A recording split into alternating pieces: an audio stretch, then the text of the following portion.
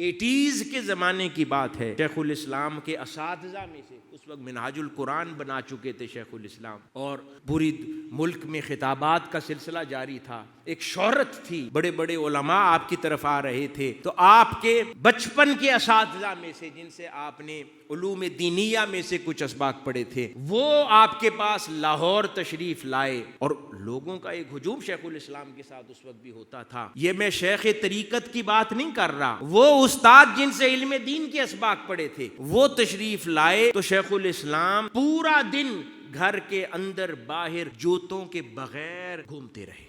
اور ان کی خدمت کرتے رہے، استاد اور معلم کے ادب میں۔ پھر کسی نے کہا شیخ الاسلام سے کہ حضور یہ جو علماء میں سے صاحب ہیں، انہوں نے تو فلاں موقع پہ آپ کے فلاں موقف کے خلاف آپ کو برا بھلا بھی کہا ہے۔ تو آپ نے فرمایا خبردار، کچھ نہ کہنا، وہ میرا استاد ہے، اس کا حق ہے، وہ کہہ سکتا ہے برا بھلا،